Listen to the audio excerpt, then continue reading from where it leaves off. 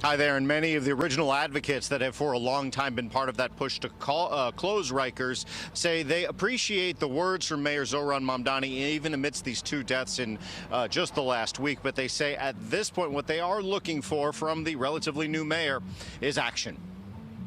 There should be much more outrage when someone is in the custody of New York City, not sentenced to death, and they keep dying on Rikers Island. New York City public advocate Jumaane Williams was among those who told us that time will tell if Mayor Zohran Mamdani's intention to close Rikers Island and keep inmates safer in the meantime will be met with action by his administration. They believe it should be closed. They believe we have to make the changes.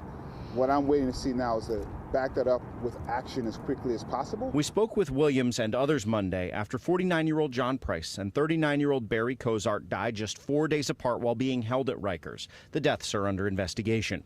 Though it has for years now been the city's intention to close the jail facility and construct 4 smaller borough-based jails, the effort to replace Rikers has moved along at a snail's pace, and the cost has ballooned by billions. Former Mayor Eric Adams, by the end of his term, had given up on the plan to close Rikers, saying there are too many inmates, and the new jails once built won't hold everyone anyway.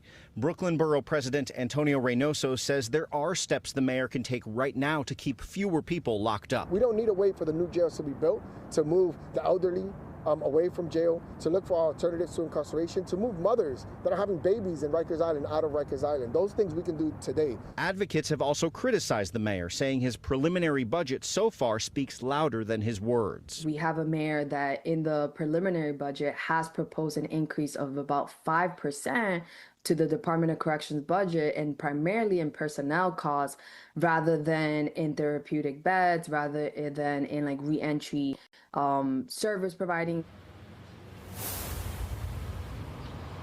Now, a spokesman for the mayor says he is not backing off his promise to bring the borough-based jails forward and to make Rikers safer and all jails safer in the meantime. They point to support for training programs for soon-to-be-released inmates, to an executive order designed to make Rikers safer, and to following more closely the recommendations of the federal court-appointed monitor. As for the borough-based jails, I'm told that he is looking to hire a czar to really better coordinate those efforts and move the borough-based jails along quicker and more cost-effectively.